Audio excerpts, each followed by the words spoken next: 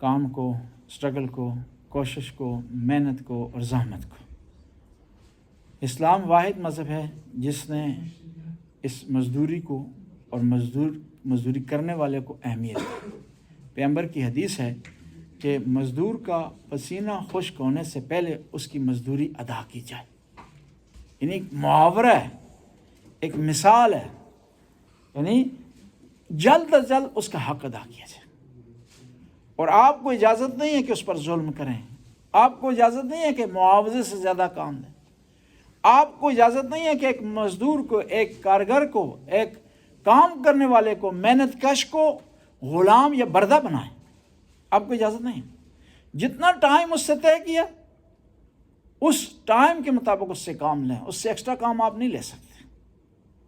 اور یہ بھی شریعت میں ہے کہ ضروری ہے کہ جس کسی کو آپ کام کے لیے معین کریں اس کے لیے کام بھی معین کریں اور اس کی مزدوری بھی معین کریں۔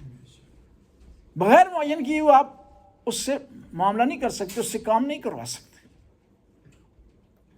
امام علی علیہ السلام ایک دفعہ گزر رہے تھے، دیکھا کہ ایک یہودی بوڑھا بیٹھا ہوا ہے اور وہ اپاہج ہے، لاچار ہے اور اس کا کوئی خیال نہیں کر رہا۔ امام علی نے مسلمانوں کو بلا کر کے ڈانٹا، کہا کہ کل تک صحت مند تھا، صحیح و سالم تھا، تم اس سے کام لیتے رہے ہو، اور آج جو کام کے قابل نہیں رہا تم نے اس کا خیال نہیں رکھتے ہو، اس کو تم نے کہ ردی ثمر کا پھینک دیا۔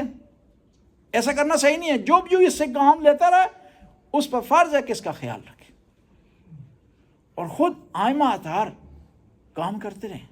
امام علی یہودی کے باغ میں مزدوری کرتے رہے، کام کرتے رہے، اسٹرگل کرتے رہے، کوشش کرتے رہے، اور جو بھی جمع پونجی حاصل ہوتی اس کو خدا کے راستے میں خرچ کیا کرتے تھے۔ حالانکہ یہ وہ ہستیاں تھیں کہ جنت کے لیے ان کے لیے کھانے آئے ہیں، جنت سے ان کے لیے طعام آیا ہے، جنت سے خدا نے ان کے لیے لباس کا انتظام کیا۔ اب لہذا ضروری ہے کہ انسان محنت کرے، اور وہ لوگ کہ جو دوسروں سے کام لے رہے ہیں ان کے لیے ضروری ہے کہ وہ حق حقوق کا خیال رکھیں۔ اور اسلام میں سستی پسند نہیں ہے۔ اس دن میں ایک فیس بک پہ پڑھ رہا تھا، وہاں لکھا ہوا تھا جو آدمی ناکام ہونا چاہتا ہے یہ کام کرے، سارا دن سویا رہے، ہنر کوئی سیکھے نہ، گھر سے باہر نہ نکلے، ہاتھ پاؤں نہ ہلائے، اور پھر جادو کا بہانہ بنائے، پھر مولانا صاحب کو فون کرے، مولانا صاحب دعا کریں مجھے کام مل جائے۔ ایک آدمی نے فون کیا کہ بھائی دعا کریں، میں نے کہا دعاؤں سے کام نہیں چلتا۔ کوئی کام سیکھا؟ انہوں نے کہا نہیں سیکھا نہیں جی۔ کوئی مطلوبہ تعلیم آپ نے حاصل کیا؟ تعلیم حاصل نہیں کی۔ سی وی بنائی ہے جی؟ نہیں بنائی۔ ٹھیک ہے جی۔ کہیں اپلائی کیا ہے جی؟ نہیں جی۔ میں نے کہا کہ سارے کام کریں تو ہو جائے گا کام، دعا کی ضرورت نہیں ہے۔ اسلام میں ہر کام دعا سے نہیں چلتا، دعا وہاں کام کرتی ہے جہاں دنیاوی اسباب رک جاتے ہیں۔ دعا سے ابتدا آپ نے نہیں کرنی، دعا سے انتہا آپ نے کرنی۔ دعا بھی ضروری ہے، لیکن دعا کا بہانہ بنا کر کوشش چھوڑ دیں، اسٹرگل چھوڑ کر دیں، محنت کرنا چھوڑ دیں، سونا شروع کر دیں، تو یہ جو ہے وہ مناسب نہیں ہے۔ حدیث الکاسب حبیب اللہ، محنتی آدمی، مزدوری کرنے والا آدمی، اسٹرگل کرنے والا آدمی، کوشش کرنے والا آدمی کیا ہے؟ اللہ کا حبیب ہے، دوست ہے، کوئی معمولی مرتبہ نہیں ہے۔ نمازی کے لیے یہ نہیں کہا گیا، روزہ رکھنے کے لیے یہ نہیں کہا گیا، محنت کرنے کے لیے۔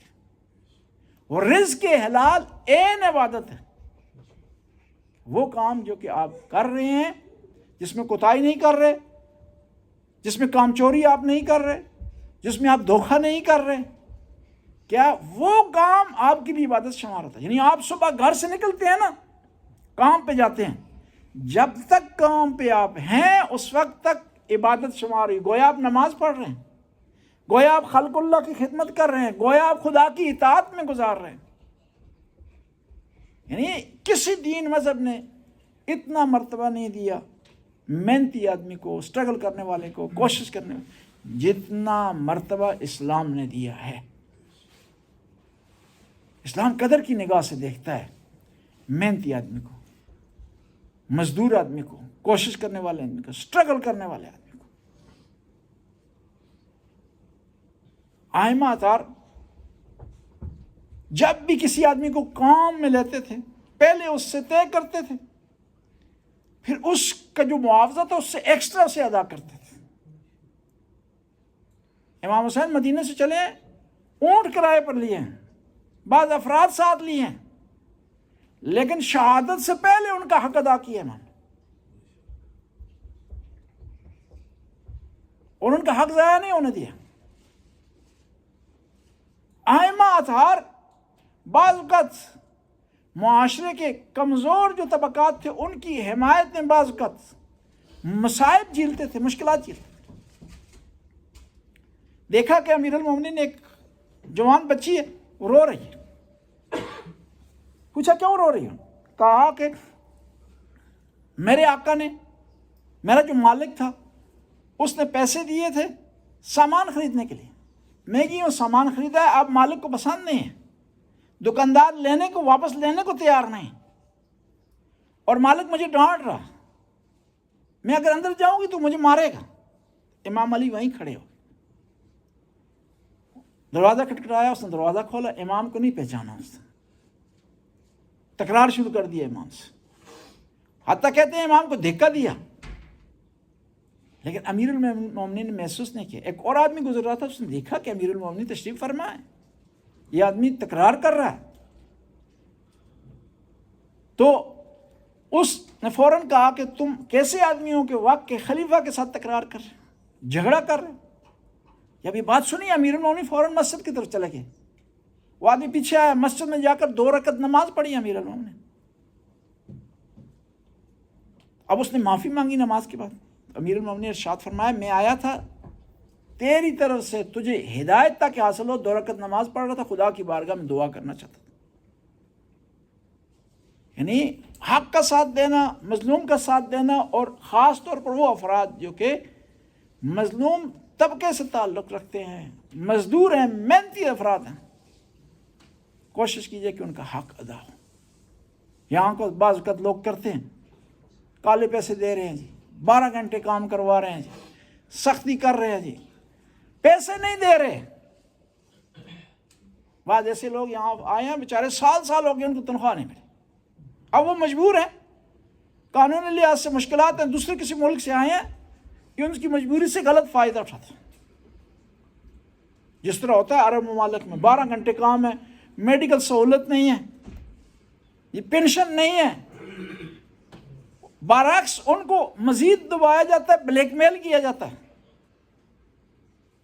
اور پھر ہم اپنے آپ کو مسلمان کہتے ہیں، نبی کریم کا پیروکار کہتے ہیں، نبی نقشہ، نبی کریم تو ایسا نہیں کرتے تھے، نبی کریم نے کسی کا حق نہیں کھایا، ائمہ اطہار نے ہمیشہ حق ادا کیا، اہل بیت نے حق ادا کیا۔